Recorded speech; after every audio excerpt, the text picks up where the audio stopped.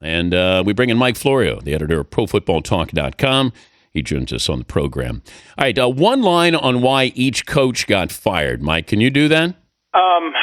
First, I got to remember which coach got fired. It's like trying to remember the state capitals. There's been so many of them. All right, let's start let's start with Lovie Smith in Chicago. Okay. No playoffs in 5 of 6 years. New GM last year. Every GM wants to hire his own coach. It was just a matter of time before Smith got run out the door. Andy Reid. Well, when the owner calls the shot in August that 8-8's not going to be good enough, and you finish 4-12 with a 1-11 finish, it's just time for a change. Chan Gailey. Well, no playoffs in 3 years, and they allowed the expectations to get too high in the offseason in Buffalo, and they failed miserably in living up to them. Pat Shurmur. New owner. Jimmy Haslam didn't buy that team because he wants to employ Pat Shurmur, and every owner wants to do his own thing, and it was inevitable the moment Haslam bought that team that he was moving on. Ken Wisenhunt. Quarterback. No quarterback after Kurt Warner, you're done. North Turner. I think they've made it to the playoffs once, and you've got a franchise quarterback, and you just can't get it done. It was time to clean house. Romeo Crennel. Well, 2-14, and just a free fall. And you get to the point where people aren't going to buy tickets and show up for the games or watch them on TV in Kansas City. They had to make changes. Best opening is where?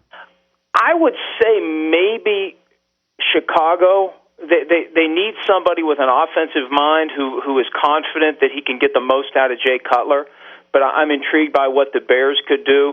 Maybe the Eagles, because they've got a better cap situation. That's the three things you have to look at. Who's my quarterback? What's my cap situation in the near future? And what division am I in?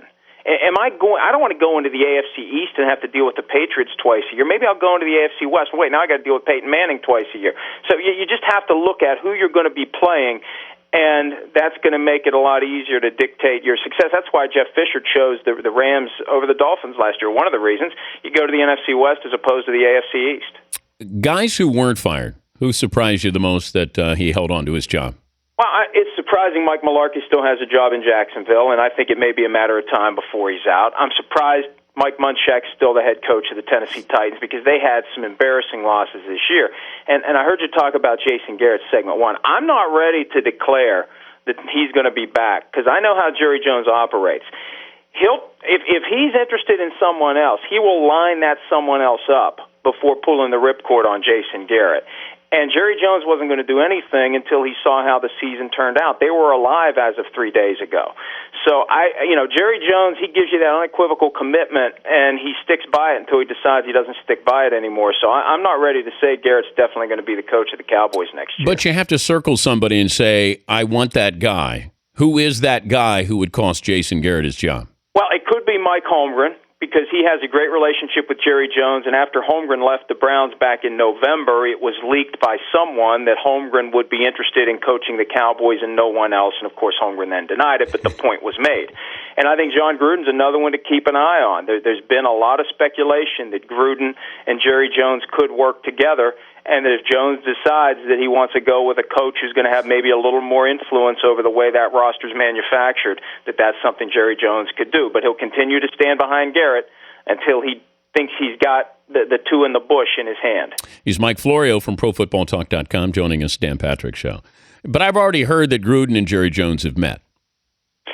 Well, that was the speculation that that's about popped up a couple of weeks ago. Yeah, 3 or 4 weeks ago. That those two crossed paths. I don't think it was an accidental meeting. And remember what happened when Parcells got hired there. Jones and Parcells met on his plane in New Jersey while Dave Campo was still the head coach. So, look, here's, and I'm not saying there's anything wrong with doing this. One of the risks you take when you jettison your head coach is that you're not going to find anybody better than him. You're taking a risk you're not going to find anybody as good as him, especially when there's so many vacancies. So if you're Jerry Jones, you're not going to cut loose the guy that you have until you're absolutely sure you're going to get a guy who's better. And I think that's one of the reasons why he just hasn't fired Jason Garrett. If he's thinking about it, he's going to wait until he knows he can get the guy he wants. Normally, we don't get caught up in the postseason awards. We don't get fired up over Rookie of the Year. Even MVP, sometimes it's a foregone conclusion. But this year it's been fascinating because I've heard these writers tell me, Peter King, some of these other writers have said the same thing. Well, let's see if the Vikings get in the playoffs. And I said, what Adrian Peterson has done has been beyond remarkable. Just to come back to do what he's done, to lead the league in rushing, to have that many yards, to have 2,000, to come that close, and they made the postseason. There's no more arguments here. So now it's going to be apples to apples if you're going to compare him and Peyton Manning. So how did the last week of the season affect the MVP race? Oh, I think that, well, in my mind, it proved that Peterson deserves it. When you look at how much contact he absorbs on every snap and how he fights through it and how he continues every week and the level of determination and the performance, when you throw in the torn ACL, he came back better than he's ever been before in his life. I think that Peterson's the guy, but the Denver Post did a straw poll before Sunday's games, and Peyton Manning was the clear winner. And I guess the Manning supporters say, look, he came back as good as ever, his best season arguably since 2004 when he had a season for the ages. He led the Broncos to the number 1 seed. 11 straight wins by 7 or more points. So I think the right thing should be a tie. I think that's the fair outcome, and we've seen a couple of ties in recent years. Favre and Barry Sanders in 97, Peyton Manning and Steve McNair in 2003. Maybe that's the right outcome here, but I'd be leaning Adrian Peterson. More fascinating race for MVP or Rookie of the Year? I'd say MVP. I think Rookie of the Year, Russell Wilson separated himself from the other two guys. He tied Peyton Manning's rookie touchdown pass record. He's durable. He's smart. He led that team farther than people expected to go. And I know you can say the same thing about Luck and RG3, but I just think that what Wilson did, when you compare it to what the other two did, it was more surprising, it was more remarkable, and I'd give him a little bit of an edge. In my mind, that one's a little easier than picking an MVP. Well, I hope, and all three made the postseason, which is remarkable. But it also, now we have this vacuum going into this draft. We don't have quarterbacks. You don't have the guy who's anywhere near, even a Russell Wilson type, who was a third-round pick. Yeah, and every team that needs a quarterback needs to start getting the message out to its local media so the fan base understands. We're not going to use a high first-round pick on a quarterback. We're not going to be rushing a rookie quarterback onto the field. This is a year to go out if you need a quarterback and find a veteran who can maybe be a stopgap for a couple of years until you can find a young quarterback to come in and take over. But there's going to be a high degree of expectation in a lot of cities that you're just going to spin the wheel, and Andrew Luck and Robert Griffin III and Russell Wilson and Ryan Tannehill are going to pop off.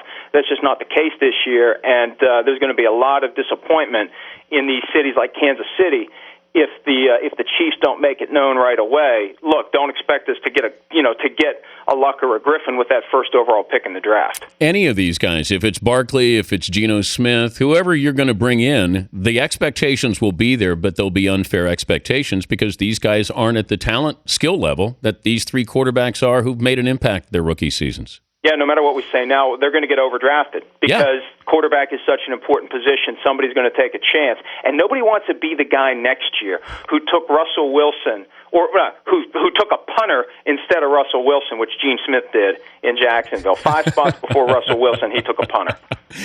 If Tebow had gone to Jacksonville, finish the sentence. Well, they would have been better than 2-14. But he started. You can stink with him or you can stink without him. And if you stink with him, you at least are relevant. They were 2-14 and completely irrelevant this year. And we're a year removed from Tebow becoming the starter of the Broncos, and they were 1-4, 1-5, something like that, take him to the playoffs, beating the Steelers in the wild card round. Tebow mania was at its height, and that's the most impressive thing that the Jets did for all of 2012. They completely killed Tebow mania.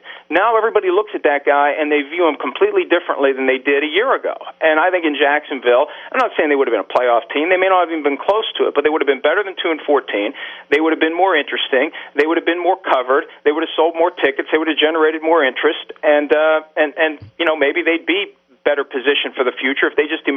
I'm waiting for a team to embrace Tim Tebow for who he is, for what he is. Yeah, he stinks at practice.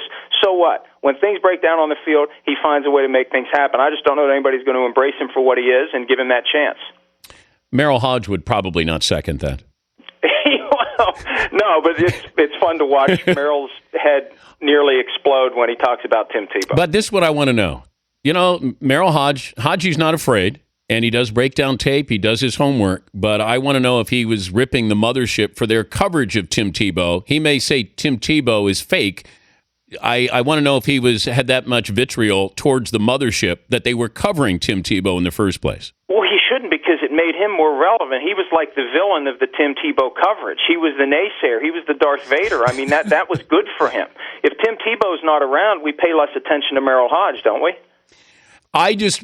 Look, he could still have been the voice in the wild there, talking about Tim Tebow, but you have to rip your own network for their over coverage of the guy you say is a fraud and can't play. Now, I didn't hear that from Haji. If he did, then I'll sit corrected here. But well, no, he didn't. But I think that when he gets to the point where smoke's coming out of his ears, I think part of the reason for it is because he's just so sick of hearing about Tebow. Well, he's working for the official Tim Tebow network. It got personal, though. I don't remember an analyst getting that personal with a player. I think what happened, Dan, was last year he was negative on Tebow, and then Tebow had that great run. They won those games. They made it to the playoffs. They beat the Steelers, and I think Hodge was hearing it from everybody how wrong he was about Tebow.